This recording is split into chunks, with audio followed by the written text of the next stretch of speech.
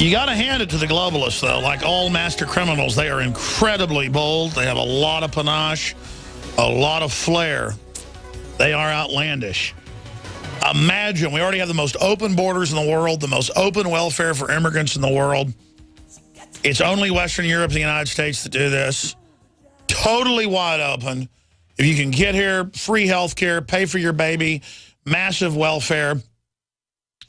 And see, these Latin American immigrants on average have been perfect because they are hardworking on average and have a lot of ingenuity and are smart.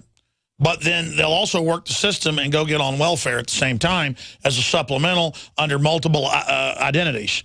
But forget that now. This isn't like, like 30, 40 years ago having migrants that went back and forth to do the, hard work out in California where you didn't have a big farming population.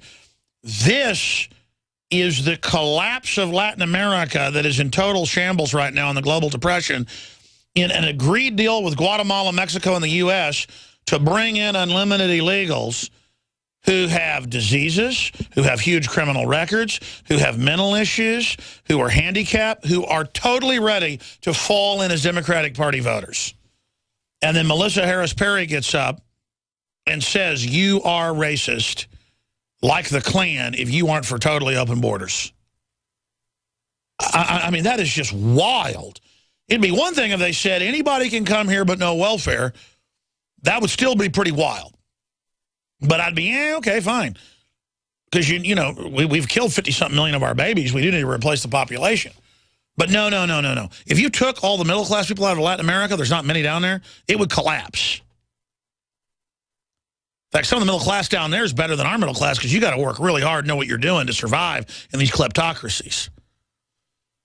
If the middle class of Latin America wanted to come up here, great. In fact, I know a lot of rich and middle class Mexicans that have fled up here, and they'll stop me downtown going, Mr. Jones, you don't know how deadly Mexico is. I had to leave. They used to kidnap people, and they took over my restaurant, or they took over my factory, or they killed my wife.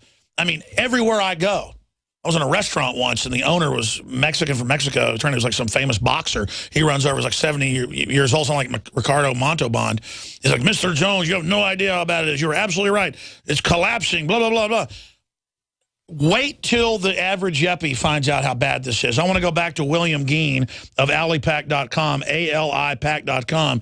There is a strategy, like with Canner and others, to destroy them. That's why because they're destroying us. That's why the Republican leadership with the big classic Republican donors have lined up with the Democrats to double down money against Tea Party people at the city, county, state, federal level, because they can see the numbers that people understand what's happening. And let's just be honest here.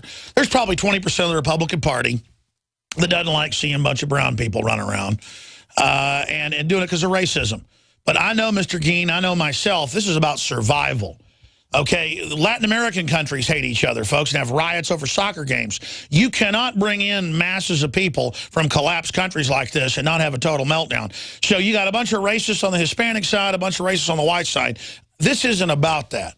I'm not dumb enough to care about the color of somebody's skin. I care about the content of their minds. And the Democrats want these people here, pure and simple, to turn the whole country blue, and the Republican traitors are working with them. You've got the floor, sir, to break it down. William Geen, the head of alipac.com.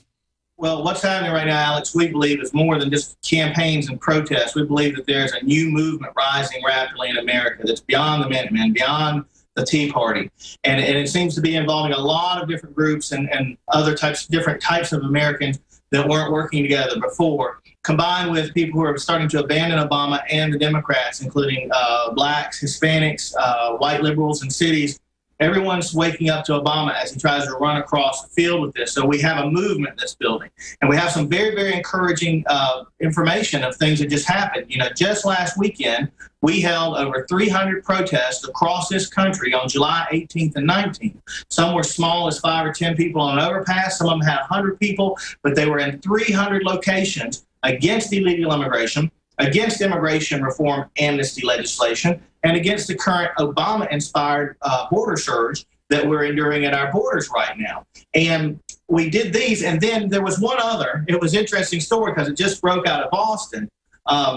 we had gotten a note from some people in Boston around a radio show personality that wanted to do one as part of our national protest, but they wanted to do it a week later. And we were like, well, okay, but, you know, we're trying to get everybody to do it at the same time. So we did ours. We broke through the mainstream media. We generated hundreds of local television, local newspaper, local radio broadcasts that were devoid of the usual racism calls and negative type of bias that we encounter from the mainstream national media. We bypassed them. We broke through that. Then a week later, this past Saturday, July 26th, truly historic date, Boston, Massachusetts, over 5,000 American patriots gathered in Boston following a radio show host named Jeff Cooner, who did one of these protests. But of course, the Boston Globe takes little bitty up-close pictures of the crowd, claims that only hundreds were there, and as a disinformation campaign worthy of a psychological operation conducted by a military against another nation, they pumped this out on social media saying, look, Boston. And we were excited because, hey, you know, a couple hundred people, that was great. About an hour and a half later, this past Saturday night, the pictures start coming in. There are clearly thousands upon thousands upon thousands of people in a liberal bastion like Boston that are chanting, send them back, and USA. So we have a movement here that we have to nurture and we have to build it up. It starts this Saturday in 3 states, Tennessee, Washington State, and Michigan. We have protests that are on the front page at alipac.us, alipac.us, and our email alerts will also keep you up to date. We're on Facebook under Americans for Legal Immigration, but remember that Facebook is Mark Zuckerberg and Obama territory. Everything you say there is completely recorded and monitored, and you can't trust them to let us get to you when we need to. So we start on the 2nd. We've got a few more targeted protests, but then we're going to have them all over the country in different places, culminating in a new, hopefully larger national wave. We want at least 500 protests across the country right before the general elections on Friday, October 24th, and Saturday, October 25th. We want it to be undeniable. We want it to be so powerful that it doesn't matter what the media does, that they see these protests all across the nation. And Alex, I don't mean to put you on the spot, but there's something I hope you'll consider. I hope that you'll ask your staff to start putting our updates on your website about this thing, and consider leading a protest yourself, because the indication from what happened in Boston is that if you or other talk radio show personalities out there that are monitoring this situation, if you go to the ground now, if you reinforce one of these local protests, if you show up as a speaker and talk about it on your show, instead of a few hundred people, we end up with thousands. And while some radio show hosts may say, well, you know, I just report and I don't really get too involved with the politics of it, maybe so. This is the make or break point for the United States of America. This is where the country is teetering between destruction and possible salvation. It's going to be decided between this very day today and November 4th, 2014, because we have a chance to throw out more. You know, the goal is to throw Lamar Alexander out on August 7th. And after that, the goal is to wipe out politically every single Democrat running from dog catcher up to U.S. Senate we can. The party of Obama has to fall so hard that our political revolution must be stronger than the revolution of 2010, stronger than the revolution of 94. And I believe that all of the stars are aligned for us to do that if the proper activists, citizen support, and leaders will step forth at this time. Well, I'll say this. I've always tried to be nonpartisan, and I've kept Republicans and Democrats at arm's length. I'm a libertarian constitutionalist, so I get attacked more by the Democrats traditionally because they're basically communist at the grassroots level. Above them are these globalists that, you know, are managing any dumbed-down population they can control. But the Democrats, under Obama the last 7 years, are going for the juggler, shutting down our coal power plants that are totally clean. And they even have mainstream articles today about how it's making the earth dirtier because Mexico and China and India have no controls, and it's all just going there. Energy prices doubling for electricity, roughly, has made what companies were here leave. I mean, folks, I say that every day because shutting down our power plants, I mean, that's an act of war. That's an act of embargoing the nation, devaluing our dollar, funding Al-Qaeda, starting wars with Russia. I mean, it's just over the top how la-la land nuts it is. And I want to believe that the globalists through Obama at least have some plan.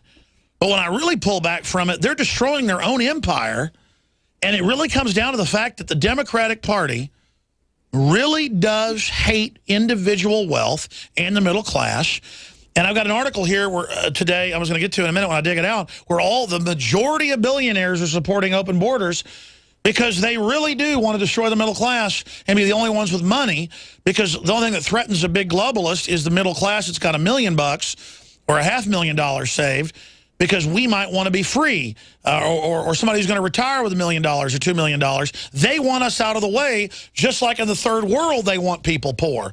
And it fundamentally, that Warren Buffett, Bill Gates, Zuckerberg with his pump and dump, it makes me angry at them, William, that they really, I realize that the Democratic Party is like Ted Bundy psychopaths at the highest levels. They didn't used to be this bad, in my view. So I'm forced to totally throw my weight behind the Tea Party and proto-conservatives, because, not that they're even perfect, but because the Democrats are the equivalent of metastasized cancer. Well, Alex, once again, what's happening now is beyond the Tea Party, because I think a lot of people are starting to understand that what we have here is a constitutional crisis. When the borders are being destroyed and our existing laws are not being enforced, and the President of the United States is so far outside of his constitutional abilities, including